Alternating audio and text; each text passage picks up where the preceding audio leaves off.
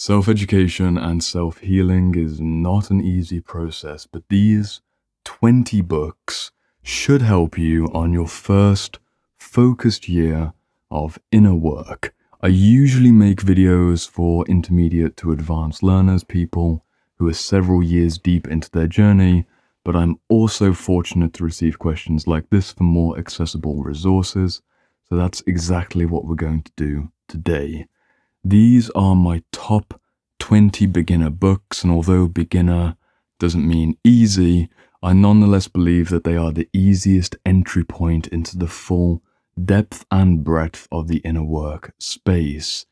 I've split them into 4 categories. We've got the trauma stack, the consciousness stack, the subpersonality stack, and the relationship stack. And although this isn't a book review, it's more like a condensed curriculum. It's about 2% of the books in this room. It's really not going to go all the way into the absolute depths, but I don't want that to be the point of the video. This is the video for somebody who's realistically interested in reading probably 2 books per month for the next 12 months and will realistically get themselves 60 to 70% towards healing. Of course, the growth curve is like this as you start to progress. This is my offering to you, and I've made it very easy because I've also pinned a comment at the top of the comment section where we've got all the titles and the authors, but I nonetheless recommend that you watch the video because this is about the connections between the books, not the individual books themselves. 20 books over the course of a year. If you read all of these, or if you even take note with a pen and paper about the top 10 that you might want to purchase, you're going to be significantly healthier, happier, and more integrated than the person who doesn't go through this process. Going to be pretty quick in the video. My main intention is that you buy the books for yourselves. I'm just going to be empowering and inspiring and bringing out a few choice examples here and there. So let's dive right into it with the trauma stack. We've got 6 books here. Going to take them through one by one. We've got The Thirst for Wholeness by Christina Groff, which is a book on addiction and recovery. Fantastic read. We've got Alexander Lowen's Bioenergetics with the Voice of the Body, and the follow-up Alexander Lowen book, The Betrayal of the Body. I'm going to be bringing these all through together at the end. Healing the Shame That Binds You by John Bradshaw. Swamplands of the Soul by James Hollis. And the final trauma book, absolute classic, In an Unspoken Voice by Peter Levine. As you can see, this is already a bit of a difficult video to make. It's a 20 book video. These are just 6 and I've already got my hands full. What you're going to get from these 6 books is an understanding of the origins and development and lifetime consequences of childhood wounding as it affects you on the mental, emotional, and physical levels. We've got the bioenergetic, somatic physical therapy perspectives from Peter Levine and Alexander Lowen. We've got the shame-based, very important work of John Bradshaw, which we'll also look at later in the video with his inner child work. And we've also got these perspectives on addiction and the midlife crisis or existential dark night of the soul, which come through in the very early stages when you're encountering that grief. These are the 6 books which I recommend that you start with because it will frame the most important wounding that we typically go through as we're trying to clear out the baggage from the past. These books are truly lifesavers for somebody who's trying to work through anxiety or depression or feelings of heaviness, disconnect, dissociation, all the typical symptom level complaints that will often bring someone to a video like this. That's the trauma stack. Moving at a very rapid pace in this video, let's go to the relationship stack. This is for intimate relationships. I'm not going to say the S word because YouTube doesn't like that, but you can connect the dots. First book, Robert Johnson, We. Fantastic book on romantic projection and all of the wonderful delusional fantasies that we wrap ourselves up in when we start to fall in love with someone, and how we can shift towards something like a mature and conscious connection. Robert Johnson is your guide. Another Jungian writer, James Hollis again, second book, just held up his first book, and this is The Eden Project. This is a beginner book, but it's not necessarily an easy book. We're getting into psychological territory and it's going to require some patient reading, but this is a lifesaver of a book if you keep getting caught up in the trap of rapidly falling in love with people and then realizing several months into the relationship that they are not the person that you thought they were, and then you pause and reflect, maybe I'm searching for something that doesn't exist. Eden Project by James Hollis, very good book for that. Classic book on love addiction, Pia Melody, Facing Love Addiction. I imagine you can guess what this book is useful for, and a wonderful read for people who are interested in intimate, alchemical, energetic practices, i.e. not busting nuts and not chasing shallow O-state experiences, men or women, and the biochemical effects that has on a relationship and some of the tantric possibilities that could be an alternative. This book, Cupid's Poisoned Arrow, highly recommend it.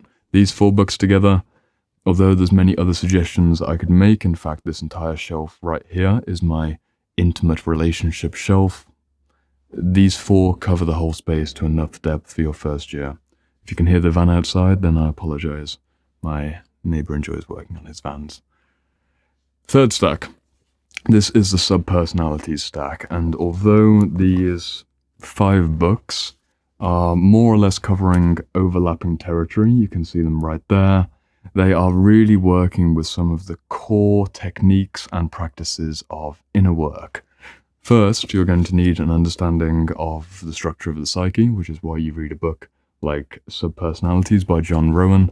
This represents the fragmentation and the multiplicity of your internal states. Fantastic primer. We can then go into voice dialogue, which is similar to active imagination, with Embracing Ourselves by Hal and Sidra Stone. This book will show you how to talk to the parts inside of you in a literal sense and an imaginal sense. I really hope that that's not too loud. Hopefully my microphone is muting it, but if it is quite loud, I apologize. Let's keep going. Embracing Your Inner Critic, same author, Hal and Sidra Stone. Hopefully it's coming up. This is, as you can see on the cover, for that very common, perfectionistic, overachieving, hyper self-critical voice inside. You're going to be dealing with this in a way which will integrate the pain rather than being the slave at the other end of the inner critic's whip. Book like this, perfect for you. Meeting the Shadow. Here we're getting into shadow work. This is a collection of, I believe, 52 essays. I think it's 52 essays. I've heavily highlighted this book.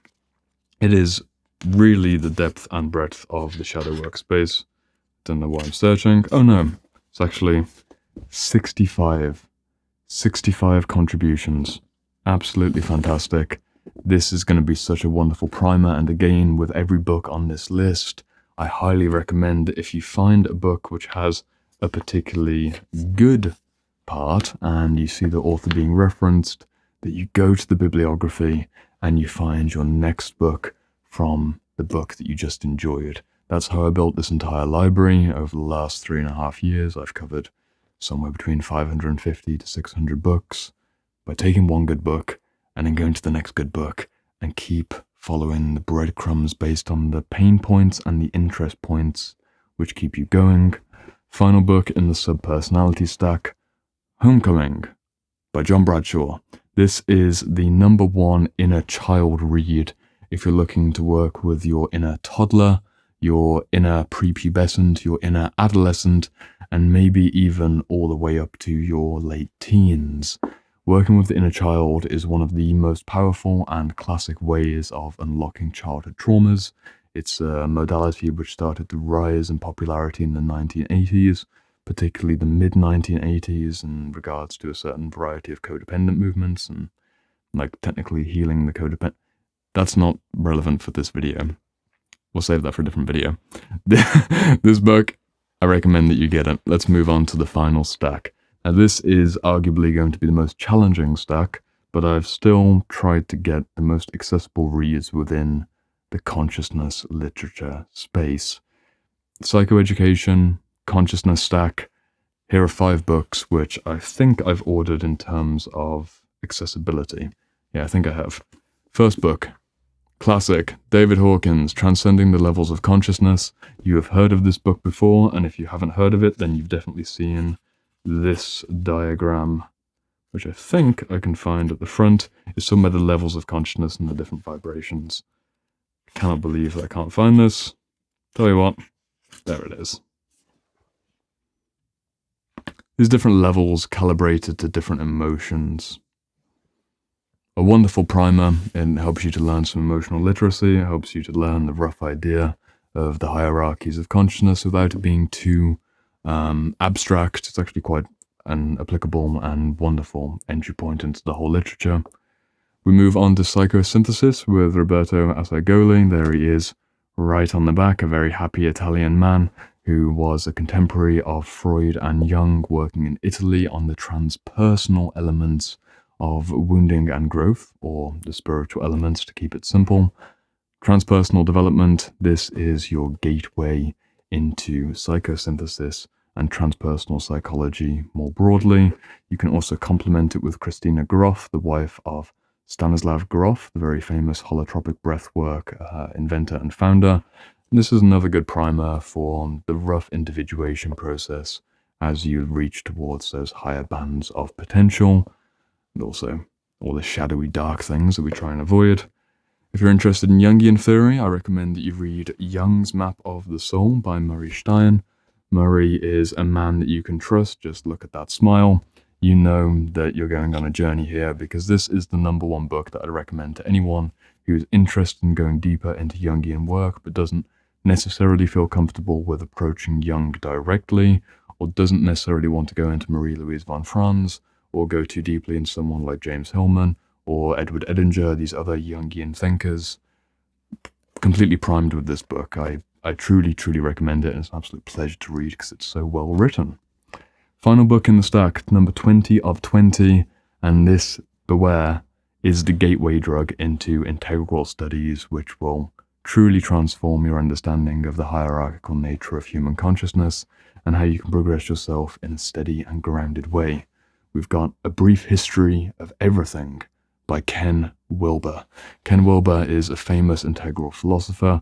I've got all these books here. From there, that white book, all the way to there, that's all Ken Wilber. I won't give you the spoilers, but this is probably one of the most complex books in this stack, but it is going to be well worth the effort, because you will radically shift your understanding of self and other, and a lifelong developmental trajectory which should resolve a lot of the conflicts that you're holding inside yourself. How did I do? That was a pretty fast-paced video. These are the 20 books. I will wrap up in a 1-minute summary. My true suggestion for how to approach these books is go down to the pinned comment, go back over the ones that stood out for you, buy at least 10 of them, and commit yourself to a 2-book per month minimum ritual. You might find that you gain momentum as you proceed, and maybe you get to 1 book per week, which would be absolutely fantastic. The point is that you can condense this journey if you put the energy in on a consistent basis.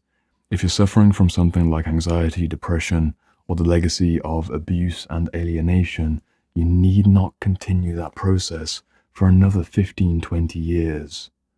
You can just focus in with 60 to 90 minutes per day of reading and find the resources from the brilliant teachers that we have access to at just a fraction of the cost of going and distracting with entertainment or going on a holiday and buying more material goods.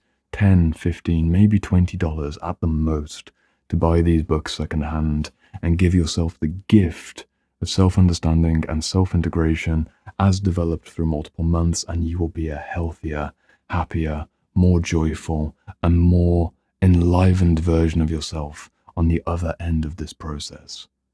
This channel is dedicated to intermediate and advanced learners, as I mentioned in the introduction, so I've got over 100 videos that go into these themes in far more detail. This is truly just a primer. It's about 2% of the books in this room, but I hope that they serve you. If you have any questions, or you have any particular comments or contributions, or maybe a book that you'd recommend to another beginner or someone who's in that accessible stage, leave it in the comments, because the comment section is particularly inviting and warm on these videos, and I'm very grateful for them. So I hope this helped. And if you enjoy what you saw here, then join me over on the next video where we're going to be continuing the conversation in a whole new direction and a much greater depth. I'll see you over there.